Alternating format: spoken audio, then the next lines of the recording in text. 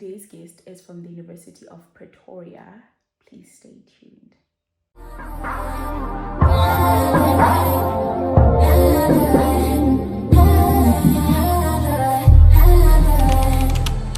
Hi everyone, my name is Abongile Nokenke and I am a third year medical student at the University of Pretoria, and I am here to give you guys the scoop on everything UP, hopefully to help one of you make the decision to join us here at the University of Pretoria.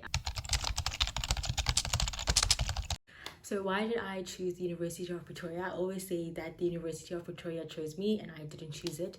My journey into medicine was quite different and very untraditional, meaning that I did not get in straight from matric.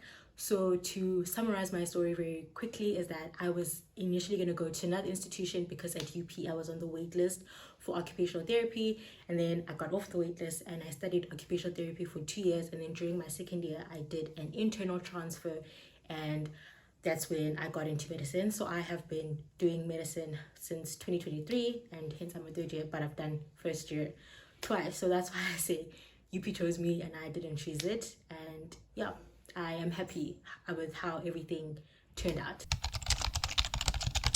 Orientation period at the University of Pretoria, I think is quite good. I've been to 2 orientations. The first one, when I was fresh out of high school, was fully online because of COVID. But I think the university utilized the resources that they had to help us the best way that they could to transition us from high school to university. And then the second orientation period was obviously when I was in medicine, and it was fully in person. And I think that week or program was curated very well. We had a tour of our health sciences campus. We got to speak to senior students and ask them questions about the degree and what we should expect over the years. We got to interact with people far beyond our degree, because I remember there was a day, like a fun day, I think that was the last day of orientation, where we all came together as the different degrees in the Faculty of Health Sciences, and we had fun day. We were put in groups, and in that group you had students from different degrees. You get to know each other, you also get to know the people in your degree as well, and I think that helps you make connections beyond the people that you sit with in class on a regular.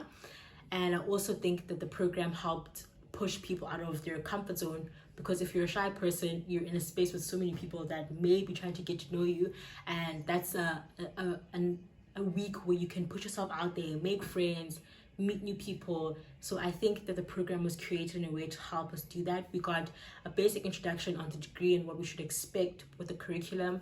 They really helped us with understanding the timetable, because when you are on main campus for the first semester, it's very different from when you move to the health sciences campus. So everything can be quite confusing when you're on a much bigger campus like main campus. But that orientation period really helped to introduce us and make us like hit the ground running once we started with the actual academic year.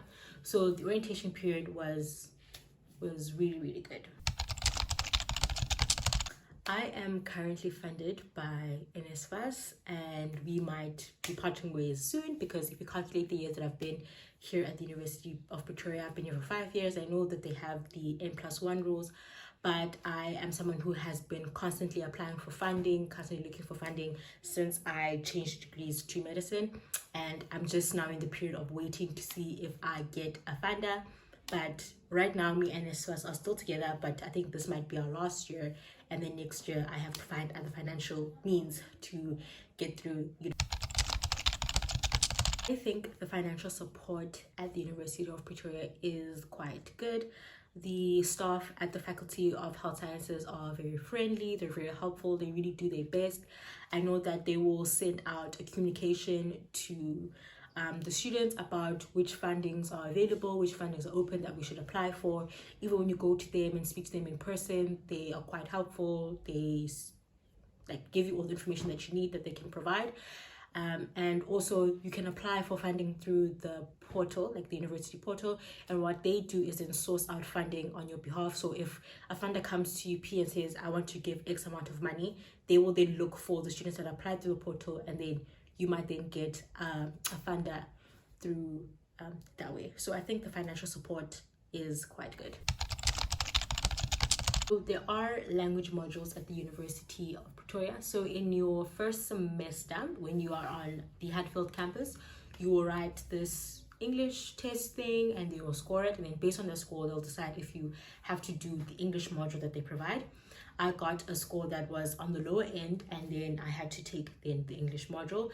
I think it was very helpful. It helped me be more confident in speaking and understanding that the language that's used by medical professionals. It helped me build confidence in my presenting skills as well as my writing skills. And then in your second semester, when you are on the health sciences campus, you will then have a compulsory language module where you have to pick between Afrikaans, isiZulu, or Sepedi. If you are a Nguni speaking person, meaning you speak isiXhosa or isiZulu, you have to pick the other two languages.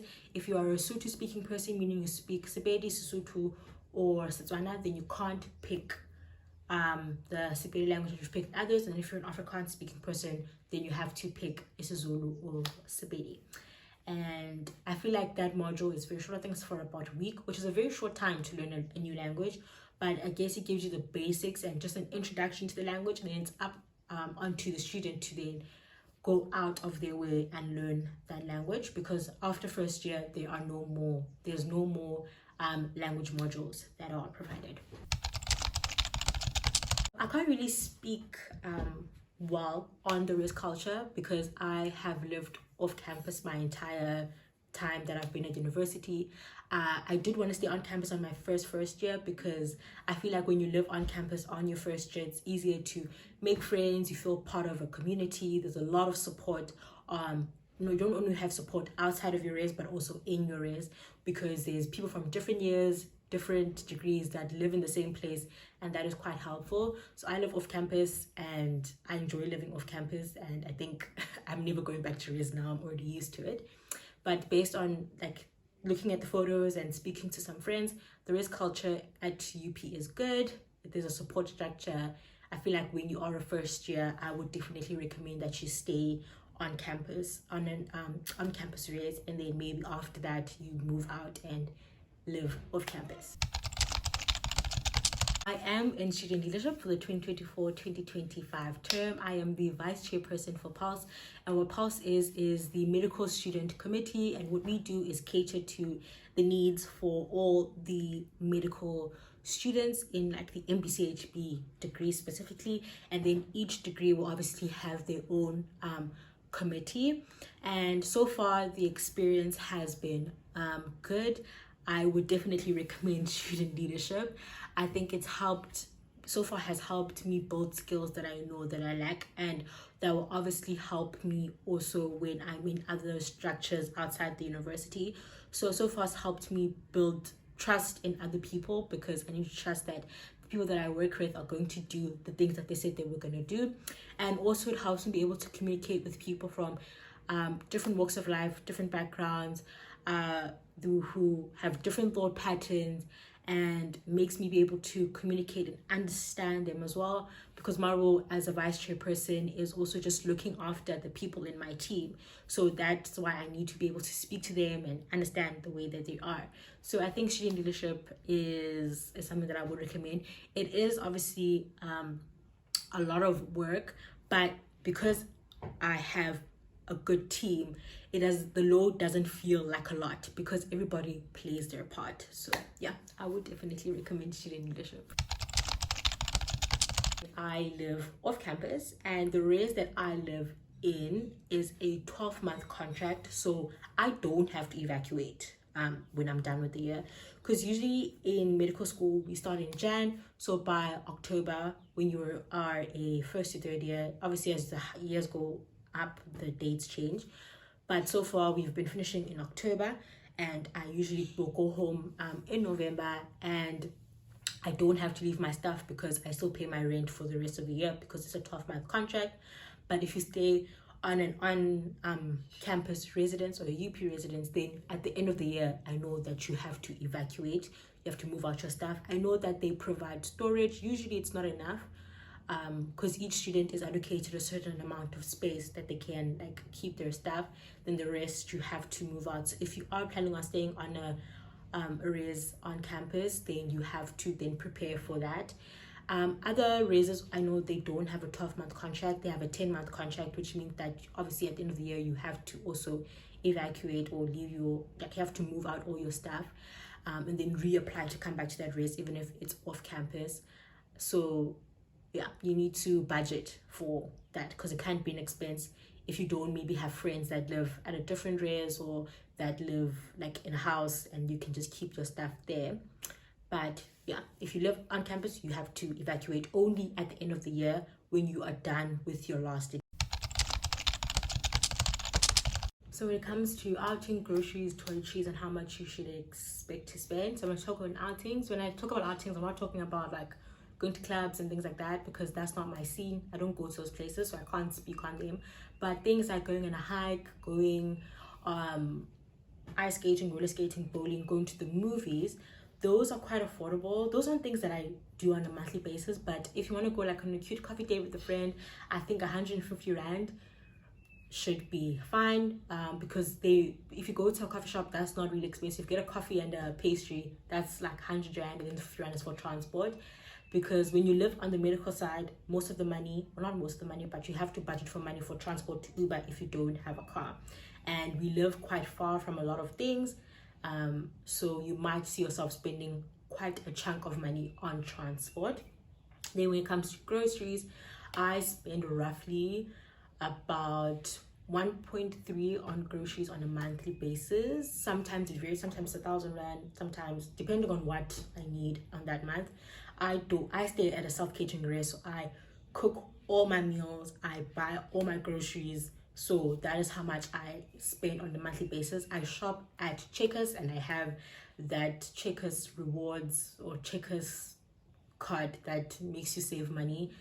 That is the girl she thinks she is. I use that all the time, helps me get a lot of things on special, which then decreases the amount of money that I spend. I will buy some things at other shops like Woolies, not everything, but just a small amount of things. Maybe if they have a special on vegetables, I'll buy them there. But I also buy my veggies at like a random fruit, it's called Fruit Stop.